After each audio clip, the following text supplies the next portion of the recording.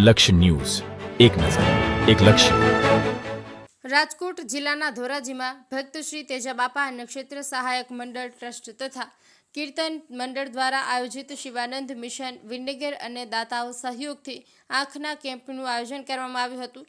ધોરાજીમાં ભક્ત શ્રી તેજાબાપા નક્ષત્ર સહાયક મંડળ ટ્રસ્ટ દ્વારા 285મો નિઃશુલ્ક નેત્ર નિદાન કેમ્પનું આયોજન કરવામાં આવ્યું હતું, જેમાં જરૂરિયાતમંદ દર્દીઓને શિવાનંદ મિશન વિનગર હોસ્પિટલ દ્વારા આંખનું ઓપરેશન કરી અપાશે.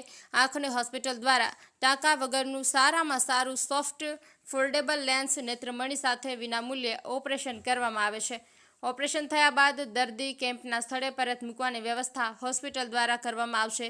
દર્દીને રહેવા, જમવા, શુદ્ધ ઘીનો શીરો, ચા પાણી, નાસ્તો, ચશ્મા, દવા, ટીપા અને આપવામાં આવે છે. જેમાં 125 જેટલા દર્દીઓને તપાસ કરવામાં આવ્યા છે અને 31 જેટલી દર્દીઓને ઓપરેશન માટે લઈ જવામાં આવ્યા છે અને તમામ દર્દીઓને તેજાબાપાની જગ્યાએ ભોજન કરાવીને મોકલવામાં આવ્યા હતા.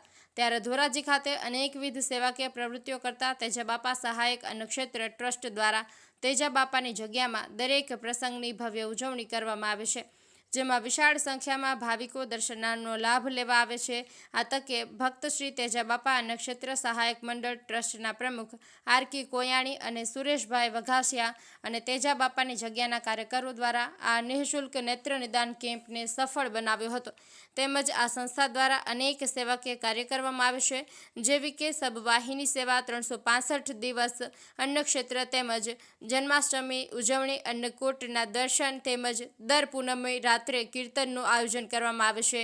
તેમજ દરેક તહેવારની અહીંયા ઉજવણી કરવામાં આવે છે. અર્શીભાઈ આહિર, ઉપલેટ. આપનું નામ? મારું નામ રમેશચંદ્ર કાનજીભાઈ કોયાણી. હું ભક્ત શ્રી તેજાબાપા નક્ષત્ર સહાયક મંડળ ટ્રસ્ટના પ્રમુખ તરીકેની ફરજ બજાવું છું. આજે અમારે 285માં નેત્રયજ્ઞ કેમ્પનું આયોજન હતું. એમાં 125 દર્દીઓએ આંખું બતાવી અને એમાંથી 31 દર્દીઓને વિનામૂલ્યે વિનગર ઓપરેશન માટે લઈ જવામાં આવશે. એ લોકો બધાને અહીં જમાડી છીએ અમે અને ત્યાં 2 દિવસ જમવા રહેવાની બધી વ્યવસ્થા છે અને શનિવારે પાછી ગાડી આવીને અહીં તે લોકોને મૂકી જાય છે. આવી જ રીતની તેજાબાપાની જગ્યાની અંદર અનેક પ્રવૃત્તિઓ ચાલી છે. એમાં 2 ટાઈમ અન્નક્ષેત્ર હાલે છે, સબવાહિની છે અને ભવનાથમાં અન્નક્ષેત્ર ચલાવી છીએ અમે શિવરાત્રિના દિવસે. એમાં 25 થી 30 હજાર માણસોનું જમણવાર અમે ત્યાં જઈને કરી છીએ અને આવી અનેક પ્રવૃત્તિઓ અમારા તેજાબાપાની જગ્યામાં ચાલે છે. અને ગોઠણના, કમરના ને એવા કેમ્પ છે, મંદબુદ્ધિના બાળકોના કેમ્પ, આવા અનેક કેમ્પ અમે અહીંયા કરીએ છીએ અને તેજાબાપાની જગ્યામાં સેવાકીય પ્રવૃત્તિ 24 કલાક ચાલુ હોય છે.